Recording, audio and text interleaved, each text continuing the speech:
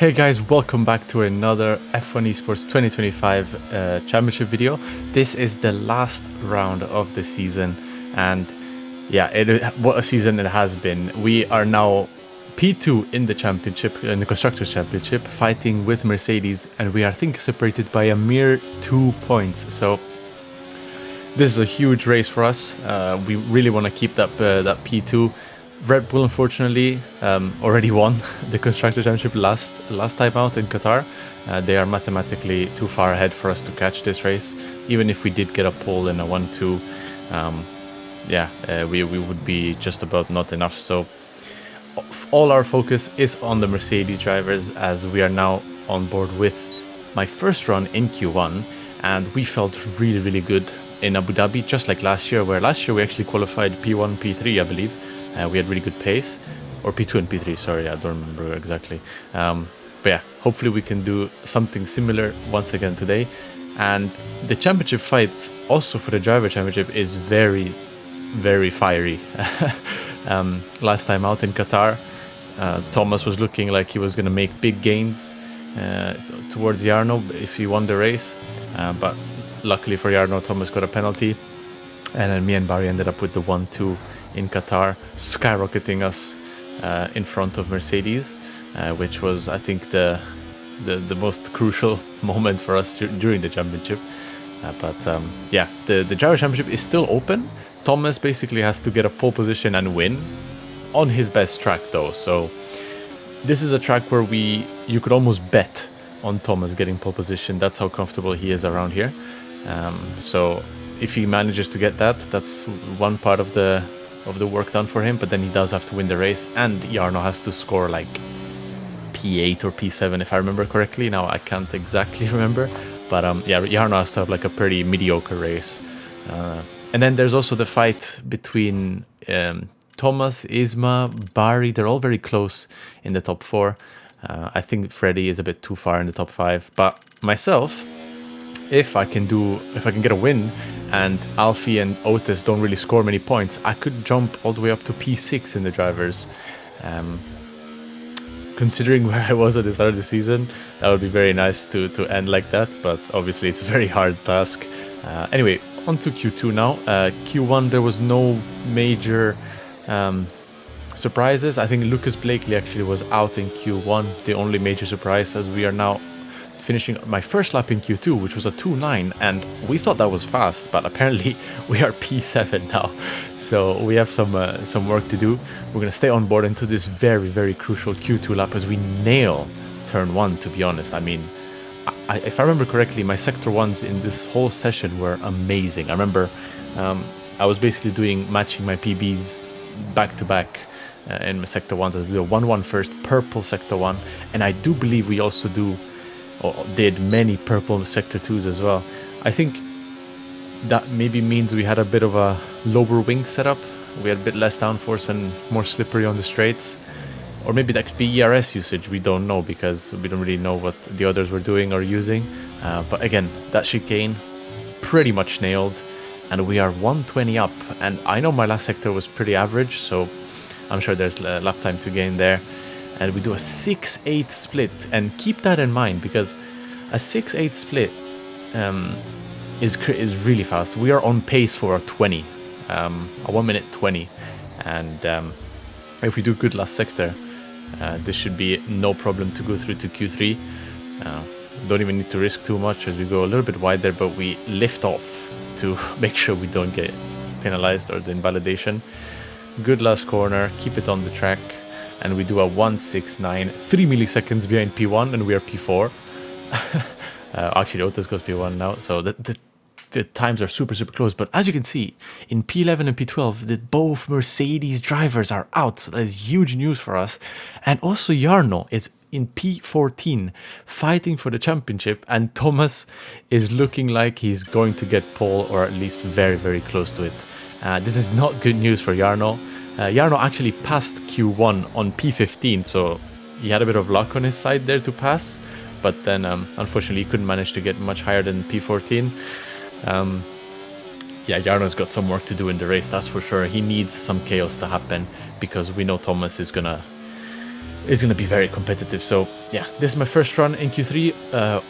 Unfortunately, we had to go on a used set because we used an extra set in Q1 just to make sure we were passing Q1. We didn't want to risk being out of the top 15. So we thought one lap in Q3 was enough for me or for us to get a good position on the grid as we do a really good turn 1. If you remember my my Q2 lap, guys, we can now compare the delta here. We're almost a 10th up, and we come across sector 1 at 1:08, so 2 milliseconds faster than my Q2 sector 1. So it could be better, but it's still crazy fast. And we nailed that hairpin. That turn, is it 1, 2, 3, 4, turn 5? Yeah. Turn 5 onto the back straight. We nail it as we now approach the chicane. Very good line. A little bit of a wobble on the exit, which we do lose like half a tenth or so. So not perfect, but still extremely good. If you remember, my Q2 split was a 6.8, and now we do a 6.6. So once again, we're on for a 20. A very low 9, I believe, according to our normal sectors, because we did... I could even do like 8s with that split, but you just have to push the last sector quite a lot and risk, which I didn't want to risk too much still, because yeah, I just wanted to be in that top 5, and Otis does a 9.93, and we are looking to maybe beat that, but the last sector has not been super clean. There's definitely a lot of time on the table, but we do improve a lot, and we do a 0.4, and we are qualifying P4. Thomas, of course, getting that pole position. We were definitely looking to match that or beat it, because look at my last sector was a 3.8 when we could do mid-low 2s. Yeah, but anyway, I prefer starting P4 than P10. Barry in P6, and right behind him Isma in P7. So yeah, this is going to be a crazy race. Strategies all out the window. This is a survival race. So we're going to be starting on the hard tire. And we can see straight away Freddy on the medium gets a better launch and does jump Thomas straight away, I believe. Yep. And yeah, seeing this, we knew Jarno was on the medium as well, and we expected the Red Bulls obviously to do a big undercut and try to avoid the chaos as much as possible. So they would have really good track position, but really bad tires towards the end of the race, whilst I went fully opposite. I'll explain why. It's just Barry as well wanted to go on the hards because both of us had this gut feeling that the chaos will be there. This is the last race of the season with 2 championships still to fight for. There's going to be teammate plays. There's going to be crashes. So we just always wanted the best tire for the end of the race, but also be able to cover the Mercedes as well, because we saw we know that this Mercedes split the strategies often. They don't like to do the same strategy, and we predicted that, and that's exactly what happened. I believe Jake Benham in P11 started on the medium, while Danny in P12 started on the hards. So that means one of us can cover one of the Mercs, and that should help us quite a lot in the fight for the P2 championship. Yeah, that is why we went for the hards, honestly. We just thought that if we went medium hard and something happened in the first few laps and lose positions or have a bad sequence, it would just mess us up a lot for the end. And if you have no tires to fight for your position in the end, you're just going to collapse and fall back to the back of the grid. Especially in a track like this where the 1 lap tire advantage is pretty massive. There's a lot of tire wear here, and the pace, the delta on the tires drops significantly, maybe 2+ seconds slower on an older tire. So yeah, we are now skipping onto lap 8, and Thomas seems to be struggling a little bit with pace. I'm not too sure what's going on, but we're going to try and capitalize here. I'm full on battery, and it would be very good if I could get myself into the top 3 positions. As we go down the inside into the turn 5, we kind of like send a fake, and he hits the back of Otis Lawrence. I'm not too sure if he has damage at this point. Maybe a little bit, but I guess that move worked out perfectly. I just kind of made him panic a bit. I'm sure he was thinking about the win already, and he didn't want to lose any positions. So maybe he just, in the moment, lost a bit of focus and hit the back of Otis. So we get a free position, and we're now in the top 3. And we're in a perfect scenario to fight for the win here, because, you know, Freddy's on the medium. He's going to pit really, really early. And if me and Otis can just carry each other and go long and have a huge tire advantage at the end, we have a really good chance to do some stuff here. But I'm sure we'll see the first pitters very, very soon. I believe Brendan is at the back of the field as well. And he obviously went for the medium hard strategy to do a massive undercut and help Thomas out. That is to be expected. And we now see that Freddy's mediums are starting to drop off, so that is why we are now gonna double pass him with Otis, I believe. Maybe not on this straight, because it's a bit too short for me to pass as well. But I'll definitely be trying to go on the next straight. But I know Freddy does not want to lose this P2, but he does have a really bad line through the chicane, which puts us super close to him and basically, yeah, not gives us the position, because he does still fight for it. But we dash down the inside, and with the better grip that I have, just get him on the exit here, no problem.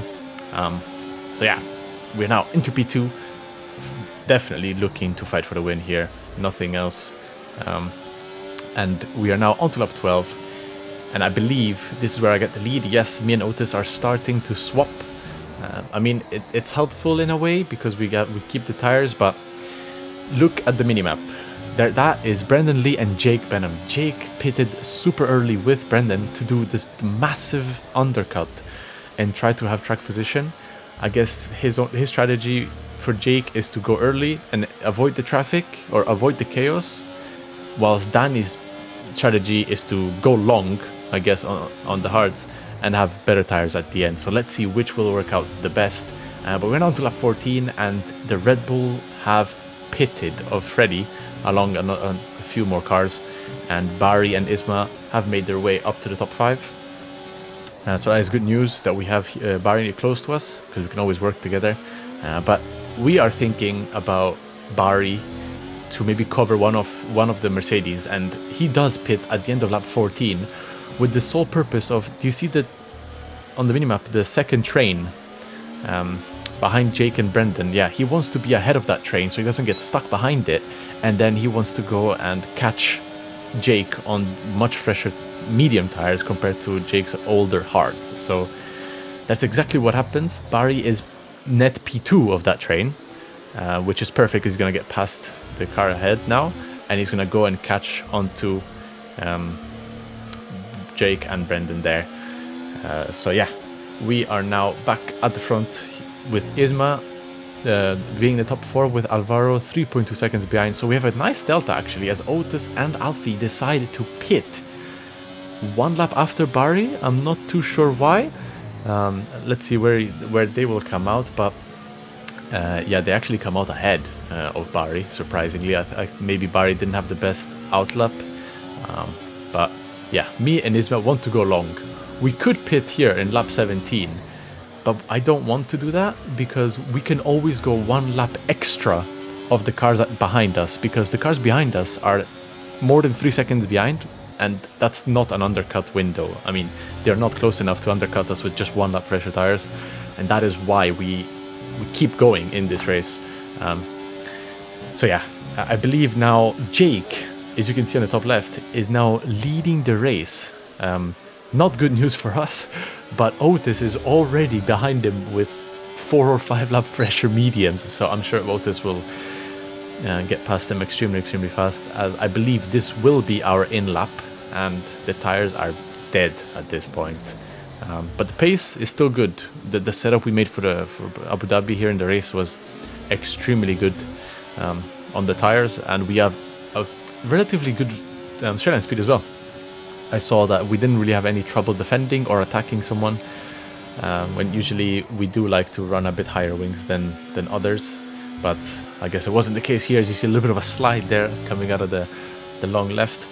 But yeah, look at the train on the minimap. I mean, it made no sense to pit early or in the middle of the pit window, because I'm just going to be at the back of the train anyway. So yeah, that is why we decided to keep going this long. Lap 18, we need to nail the pit entry, as we do get a really good turn there and barely stopping at 80 kph. Perfect pit entry. Honestly, my pit entries this season, I'm very, very happy with them. I feel like they were absolutely how can I say it? Just I extracted the most out of them, and I do believe it has changed many results in the races, just because, as you will see here, we come out of the pits now and we're going to be barely in the DRS range of Tamas. As you can see here, 8 tenths, 9 tenths, 980. Yeah, we keep using our ERS here. Thankfully, he doesn't have much ERS left, so we do stay in the DRS zone, and we should be getting him straight away.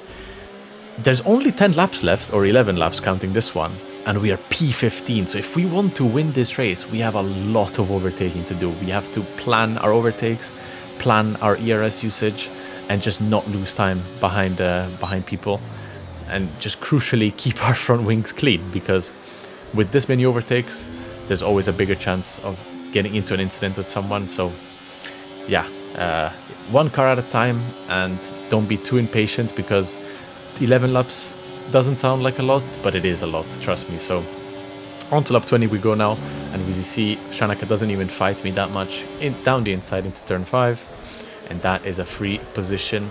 And Alvaro, who was behind Isma, did a 1 lap undercut and is now just ahead of us. So we do have fresher tires than him, so although he might not be as slow as the other guys, we should still be passing him at some point, as he's fighting really hard with Ulash, but he hits the inside of Yoni there and actually spins. So yeah, never mind.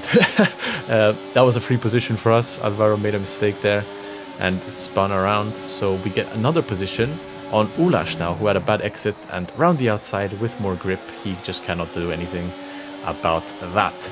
Now, P11, we got 10 laps to go, or 9 laps to go now. And we have the 2 Alpines in front of us, but Brendan is right ahead. And if you guys remember, Brendan was the first pitter, and he's on really old hards, maybe 10 laps older than my tires almost. Maybe not 10, but like 8 laps older. And yeah, we should have to get past them as quickly as possible, and we do that on Josh straight away. It seems like we're going to get past Yoni and maybe Brendan too. This is already 2 cars in 1 lap. Can we make it 3? Around the outside, no, we don't have the space there. But we see he has no ERS. We use all of our battery and we go down the inside just before the hotel section, and we're now P8 with still 8 laps to go. This was like, everything was going perfect. There's nothing that could have went better so far. As you know, skip an extra lap that I had to save a bit of ERS to then fight these 2 Red Bulls, and this is going to be hard. But I know that the Red Bulls are more, especially Jarno, and is more focused on Isma than anything, because Isma is the one fighting in the championship more than me, obviously. So hopefully he doesn't make it too hard on us, as we actually kind of get let through. I'm not too sure what was going on there. We do get past both Red Bulls, and we now have Jake Benham in our sight, just in front of us here. Side by side with Freddy on the exit, where we have better traction and we get the position.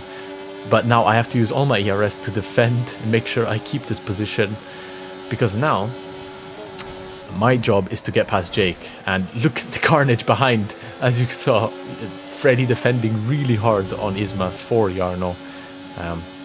So yeah, we now have Thomas, who I think has a little bit of wing damage actually, still from the beginning of the race, so he's done a really good job to stay in the top positions, but we have to get past him, as Barry just does right now. So Barry's in the podium, he's done a really good race so far, but Jake is the car that I would like to pass, because we are still fighting for the championship and nothing is sure, because Danny is behind, but he's also on the same tires, or fresh tires, just like me, as Jake and Thomas go side by side. I'm not sure why Thomas defended me instead of Jake. Jake was a bigger threat than I was, and I'm not sure why he defended me instead, which meant that he in the end lost a place to Jake. But for me was bad, because I couldn't pass Jake. I think that was my biggest chance of passing Jake and having enough laps to catch the top 2 and fight for the win, because if I pass Jake there, I would have 5 laps to get the win. I'm sure Barry would let me through because I have much fresher tires, and then Otis and Alfie also have 2 or 3 laps older tires than me, so I definitely would have had the chance and pace to pass them. But we're gonna try our best to pass Jake here, but he defends fully the inside, puts me on the outside curb. I try to get the switch back, but he does cover it off very, very well. I mean, look at how he's positioning his car. He's defending extremely good, and I'm getting frustrated at this point because I maybe should have been more patient with Jake. I think I tried to attack him too quickly. I didn't have enough ERS to give the full amount of pressure, and these half-hearted attempts maybe just wasn't the way. I thought I could get away with it because of my tire advantage, but I guess at this part of the race, towards the end, the tires are just leveling off and the pace is just getting closer and closer to each other. So yeah, we're close once again. Lap 27, we have still 3 laps to do this, but I don't know, it's just looking worse and worse each lap. So it was very, very frustrating to be behind Jake at this point, but we tried to go around the outside, but there's just not enough grip. We do get a good switchback and a good exit here. Can we maybe find a slot on the outside here? We try, but then Jake moves to the left at the end and we hit. And I have wing damage. Honestly, I don't believe it was such... I don't know, it's hard to say. He didn't get a penalty for it. He says Barry was slowing down too early or just brake checked him. And that's why he moved to the left. But on my perspective, I was already like kind of there, and then he just moved and broke my wing off, which now meant that Isma passed me. And I'm just trying to hold on at this point. There's 2 laps to go. And I should be able to keep the P6 if I just don't do any major mistake. That was very, very annoying. I was very disappointed with how the race ended. It was going so perfectly. It was going so well. Almost too good to be true, really. But yeah, we do finish the race in P6 behind Isma. Jake keeping the P4 with those old hards. Really good job. Not even Isma could get past Jake. Yeah, Jake from P11, I believe, finishing P4. Really good comeback drive. Danny Bersney in P8. So you see, Danny was getting very, very close as well. But we do finish P2 in the Constructors. We do beat the Mercedes at the end. Unfortunately, Otis and Alfie get the 1 and 2. So that means I can't gain points on them in the Drivers' Championship. But yeah, Jarno is your 2025 World Champion with a really good comeback drive from P14, finishing P7, to be honest. That was a very good drive. And Thomas down in P16. So yeah, Thomas didn't have the best race in Abu Dhabi. Not too sure what happened. I guess at the beginning of the race when he had that little bit of a front wing damage, might have cost him just everything. Because if Thomas won that race and Jarno finished P8, then, which would have been the case if Thomas won, yeah, then Thomas would be champion. So yeah, the season is done. Very, very tough season, and a good race for Barry, finishing P3 in this race once again. So yeah, he's just super consistent. Didn't do any mistake. He just kind of made sure to keep his position. And yeah, this is the driver standings of the year. Jarno finishing P1, Isma in P2, Barry in P3, Thomas in P4, Otis P5, Alfie P6, Freddy P7, myself P8. Yeah, me and Freddy did not have the best season. Definitely the worst start to our seasons that we've ever had. If you guys remember, I had like 5 points and Freddy had like 1 point after the first 4 races. Yeah, it was really, really bad. And then Danny and Istvan completing the top 10. So yeah, finishing P8 in this year's championship. I really wanted more, and I'm sure, well, I want way more for next year. So I'm more motivated than ever to come back and have a better start to the season. Team standings here. Red Bull does win by 37 points in front of us. So not huge gap, but definitely still a really good gap by them. We do beat the Mercs by 9 points in P2, them in P3, Williams in P4 with Isma carrying them. Very, very good job. Kick with Thomas finishing in P5, Aston P6, McLaren down in P7, a little bit of a surprise. We expected them to maybe score a bit higher, but yeah, maybe it doesn't always go the way that you want. Racing Bulls P8, Alpine P9, and Haas in P10. So yeah, thank you guys for watching. This was the end of the championship. The new game comes out very, very soon. I will be streaming almost every day, basically, because I haven't driven F1 in, well, since that race was the last time I've touched the F1 game. So I'm gonna be rusty. I need to get some dust off the shelf, or dust some, I don't know how to say the saying. But anyway, see you guys on my Twitch streams, hopefully. Thank you guys for watching this year's championship, and I'll see you guys for the next one. Bye.